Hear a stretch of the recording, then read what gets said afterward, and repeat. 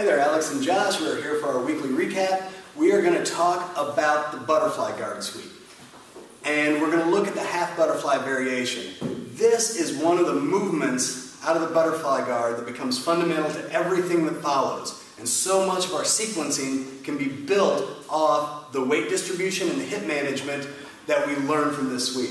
So, Josh, thanks for coming over tonight. Thanks for giving us a hand. Josh from Wrecking Ball, one of Clint's guys. Amazing rolling with these cats. So thank you for coming over and helping out. And thanks on the video too.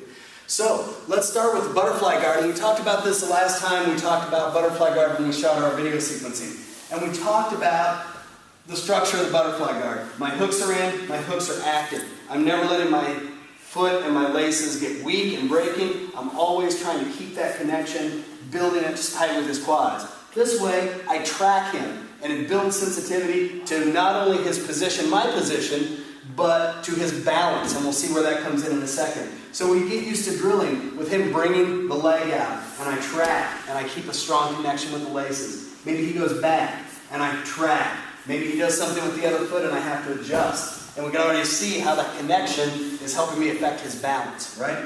So we're always working active hooks. Then I'm looking to control the underhook.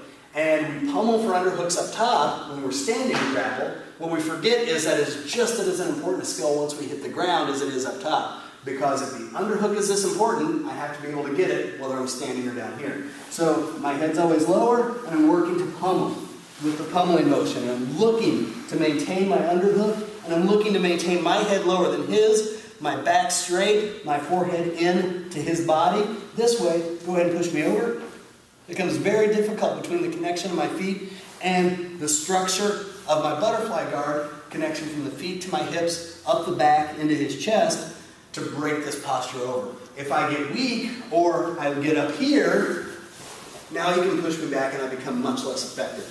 So, to stay effective, I'm up, and I'm working the pummel. Now, to build sensitivity, one of two things is going to start to inform this half butterfly guard sweep. Either he's going to drive, he's going to over-penetrate on emotion. And when he drives that underhook, you can see how he's pushing his shoulder. And when this shoulder comes in, look where he is in relation to his center line. He's actually coming out over the center line, and I can almost feel it already how I'm wanting to tip. This can be one way. The other way that happens is in an effort to push me over, to move, to pass, he brings a foot up. And when he brings that foot up, stops right there, see what happens to his center line in relation to mine? A lot of his weight moves across that center line. And now he becomes susceptible. I won't feel that unless, A, I'm utilizing my hooks. Go ahead and go back for a second. Because I want to feel that. I'm utilizing my head so that when this steps up, I don't have to see it, I feel it. And I understand what that's doing to his points of balance. So, as he steps up, I'm going to maintain my underhook, and my underhook is here, working high under the armpit, maintaining my connection with the high foot, and now I'm going to overhook on the opposite arm. My head tucks into this shoulder, and this is an important facet of this sweep, and we see this get done incorrectly sometimes, or not incorrectly, but people make this harder than it needs to be. If I leave this foot in at this point, and you can see my knee here, this is almost like a chock behind a tire in a vehicle, right? If I try and roll this way now, I actually have to roll extra hard to clear the chock that I have in the way of my knee. So this tiny little detail is important.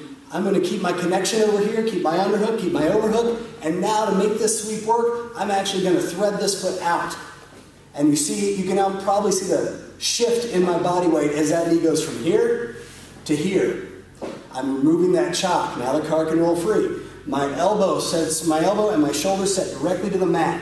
Not pulling him back on top of me, straight in this direction. And now you can see how my weight is hauling him directly over. I continue this motion, and at the end, my body, my core, with him latched to it, has created the motion. Now just to finish, put the icing on the cake, my foot extends to finish the sweep. From here, I try not to drive over because a lot of times we end up fighting this beast, and I want to stay out of it. So, back up just a second. Once I remove the chock, come to my shoulder, and my foot is high, I immediately turn my hips, and I drive my knee to the mat. This is almost like a knee slice motion. I'm doing it so early in the motion I don't have to deal with the half guard.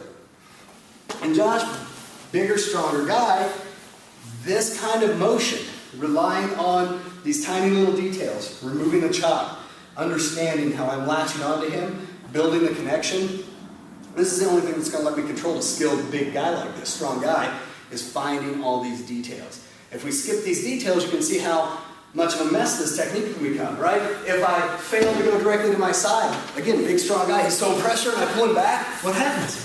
He's right here and he's already passed, right? Now, what if I make this worse and let my laces go loose? Right? This becomes very easy for him.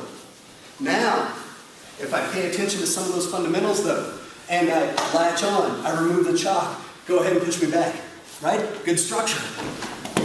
Because all of the fundamentals are in the proper space, I have a much better chance of success against the skilled bigger guys.